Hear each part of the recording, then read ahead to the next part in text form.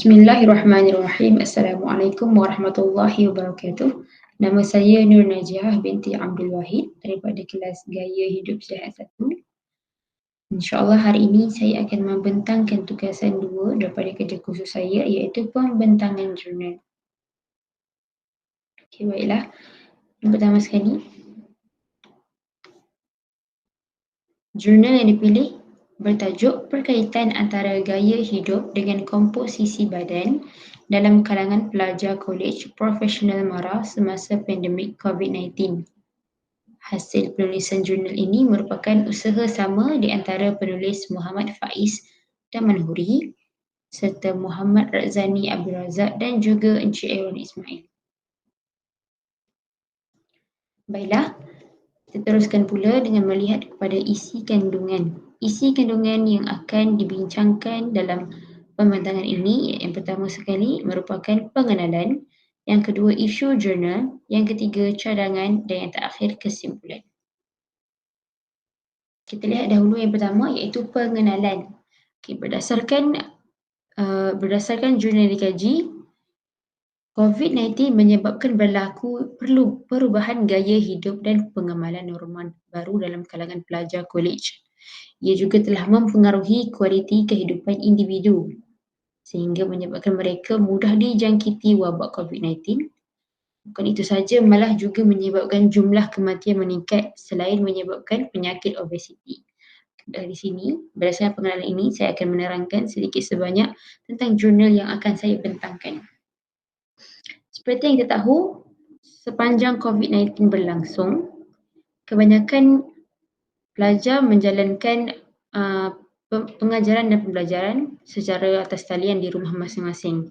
Mereka tidak dibenarkan untuk keluar daripada kawasan yang dihadkan, seperti keluar daripada daerah ataupun keluar daripada negeri.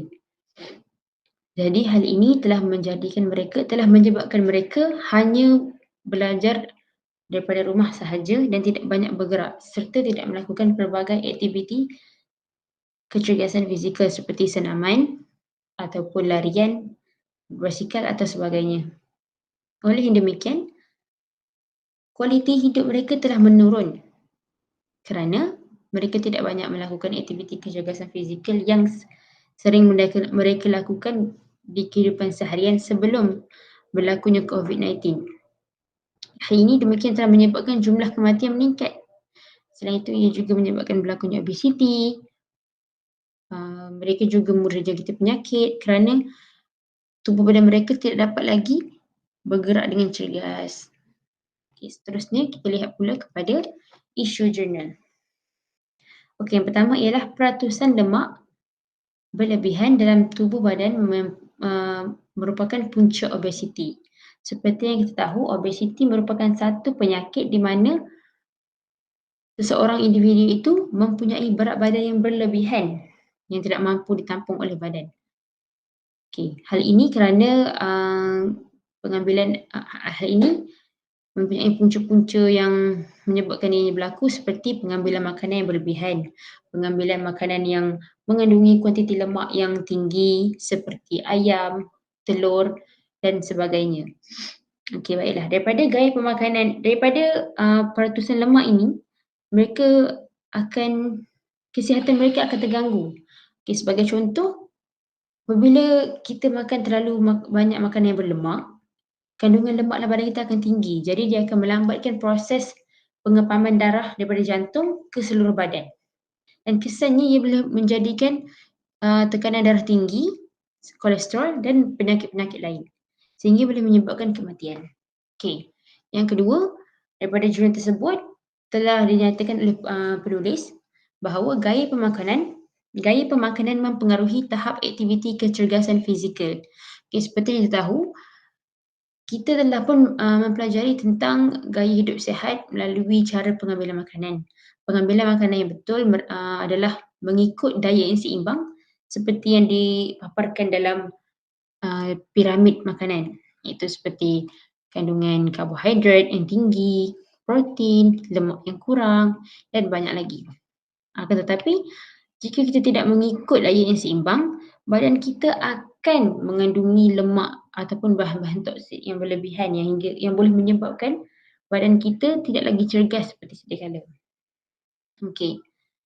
Jadi apabila badan kita mempunyai banyak lemak, bila kandungan kuantiti makanan yang diambil terlalu banyak, kita akan rasa macam susah untuk bergerak, kemudian rasa malas nak bergerak, malas nak bersenam. Hal ini telah menyebabkan seseorang itu tidak lagi melakukan aktiviti kecergasan fizikal dan kesannya seseorang itu akan menambahkan berat badan dengan lebih cepat. Okey. Yang ketiga, isu jurnal yang ketiga ialah kesedaran tentang kepentingan gaya hidup sihat. Daripada berdasarkan dalam isu tersebut, anak muda kini ramai yang tidak tahu tentang kepentingan gaya hidup sihat. Mereka tidak mengamalkan makanan yang seimbang. Mereka sering mengambil makanan yang mengandungi lemak yang tinggi, gula yang tinggi seperti kek, makanan ringan, makanan segera, Maggi dan sebagainya. Okey, hal ini telah menyebabkan pelajar tidak dapat mengawal pemakanan mereka kerana mereka tidak sedar betapa bahayanya pengambilan makanan yang sambil lewa. Kebanyakan pelajar juga tidak melakukan aktiviti kecergasan fizikal kerana mereka tidak didedahkan tentang pentingnya aktiviti kecergasan tersebut. Okey, seperti yang kita tahu, aktiviti kecergasan ni membantu kita untuk berfikir yang lebih baik. Sebab apa? Sebab apabila badan kita cergas, otak kita pun cerdas. Tapi apabila mereka tidak menghadamkan ayat ini, mereka tidak dapat kesedaran tentang perkara ini, mereka akan rasa rutin harian mereka seperti bergerak dalam rumah sahaja telah cukup. Mereka juga sering merasakan mereka mempunyai berat badan yang ideal. Sebagai contoh, seorang pelajar kalau mereka mempunyai berat badan yang seimbang ideal seperti 46 untuk ketinggian 150, mereka akan rasa mereka tidak lagi perlu bersenam. Tetapi sebenarnya salah. Sebenarnya kita harus bersenam, kita harus melakukan aktiviti kecergasan fizikal agar badan kita ni sentiasa sihat. Okey. Seterusnya cadangan. Okey. Cadangan yang pertama memberi kesedaran kepada generasi muda. Okey, yang kedua pelaksanaan pelbagai aktiviti kecergasan fizikal oleh pihak IPG. Dan kemudian yang ketiga menyediakan makanan yang mengikut diet yang seimbang. Okey, daripada cadangan yang pertama memberi kesedaran kepada generasi muda. Okey. Kesedaran ini perlu diberi kepada generasi muda oleh pihak-pihak tertentu. Sebagai contoh, kalau di rumah, ibu bapa harus menegur anak-anak untuk mengambil makanan yang seimbang, untuk sering melakukan aktiviti-aktiviti luar rumah dan bukan hanya tidur dalam bilik. Okey, ataupun bermain game. Okey, seterusnya, kalau pihak institut pendidikan pula, mereka juga harus menggalakkan pelajar untuk melibatkan diri dalam aktiviti sukan agar mereka sentiasa cergas. Okey. Kalau pihak luar pula, mereka boleh memberikan ceramah taklimat ataupun seminar tentang cara menjaga gaya hidup yang sihat. Cara untuk mengamalkan gaya hidup yang sihat. Okey, seterusnya pelaksanaan pelbagai aktiviti kecergasan fizikal oleh pihak PG. Okey, seperti yang saya jalankan temu bual dalam tugasan 1 kepada pelajar IPG. Jadi kat sini saya mencadangkanlah untuk pihak IPG melaksanakan pelbagai aktiviti kecergasan fizikal. Okey, aktiviti yang terbuka yang melibatkan semua pelajar tanpa memilih pelajar. Okey. Seterusnya menyediakan makanan yang mengikut diet yang seimbang. Okey. Hal ini merupakan tanggungjawab pihak yang menyediakan makanan lah seperti kantin, kafe ataupun mana-mana kawasan yang berada dalam tempat pengajian tersebut. Sebagai contoh IPG, universiti dan lain-lain lagi.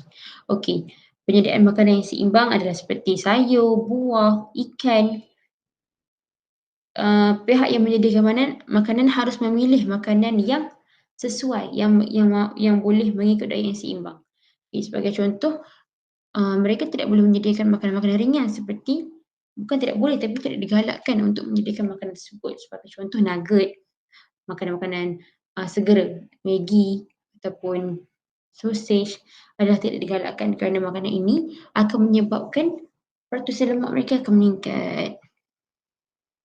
Okey, kesimpulannya secara keseluruhannya gaya hidup sihat perlu diamalkan dalam kehidupan harian bagi memastikan komposisi badan yang ideal bukan lagi satu matlamat yang sukar untuk dicapai.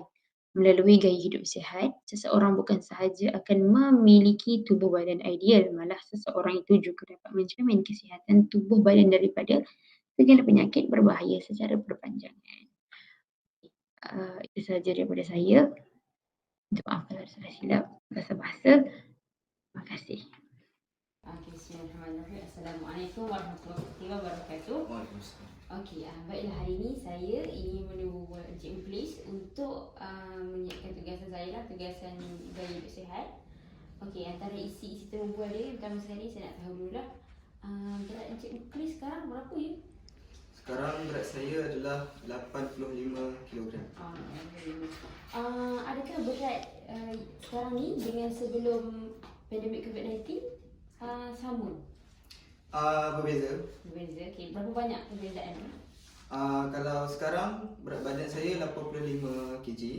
Kalau waktu COVID berat saya adalah 65 kg. Okay. Jadi perbezaan di situ adalah 20 kg. Okey.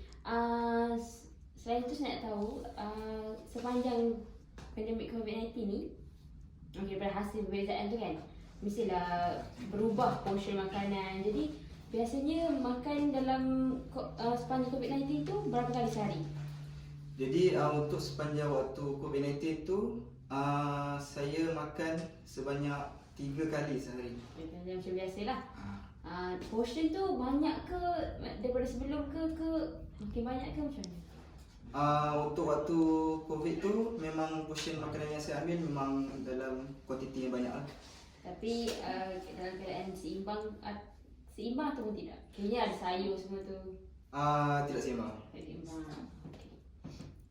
Tu biasa Cik Mukhlis biasa makan makanan yang dimasak di rumah ataupun beli di luar ke macam mana?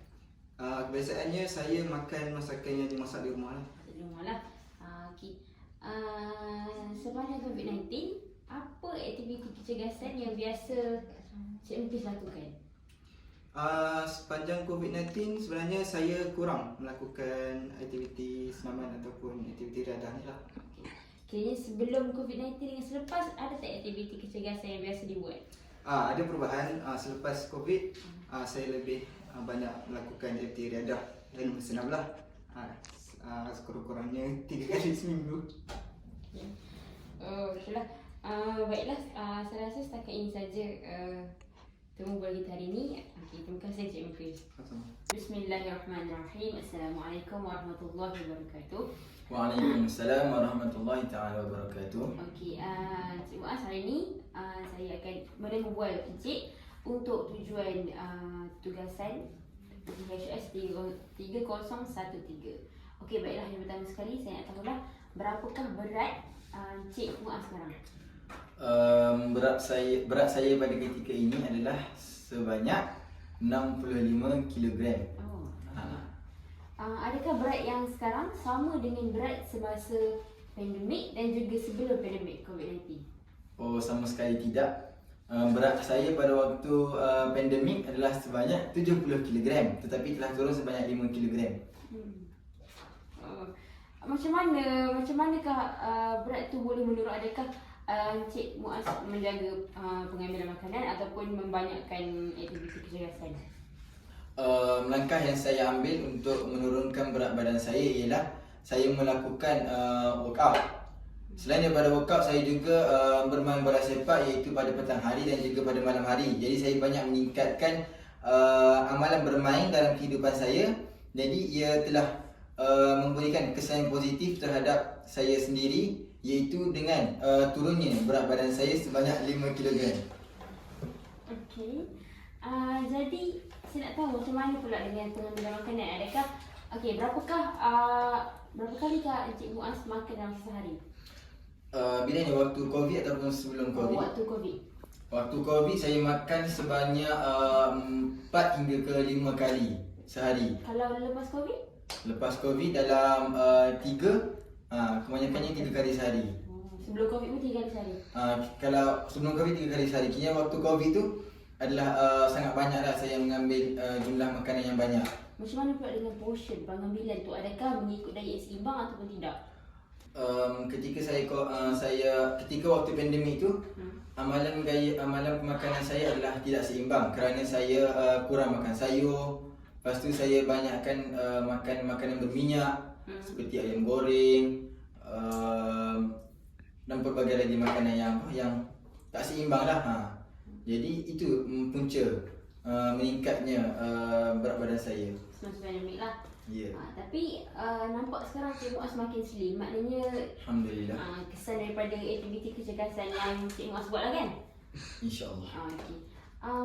Saya nak tahu pula Cik Muaz ni, biasa kita orang tengok ada yang kurus pun kadang-kadang kita tak tahu ada penyakit ke. Cik Muaz ada penyakit apa-apa ke? Alhamdulillah sepanjang saya hidup 22 tahun ni belum ada apa-apa lagi penyakit yang kronik yang saya hidapi, tetapi Alhamdulillah lah. Yang mana kata sekarang ni pun saya masih lagi sihat, dapat melakukan aktiviti sukan dengan baik dan 100%. Okey, baiklah, saya rasa itu saja kot pertemuan kita kan pada hari ini. Saya ingin mengucapkan ribuan terima kasih kepada Cik Muaz kerana sudi meluangkan masa untuk pertemuan hari ini. Okey, itu saja. Terima kasih Cik Muaz.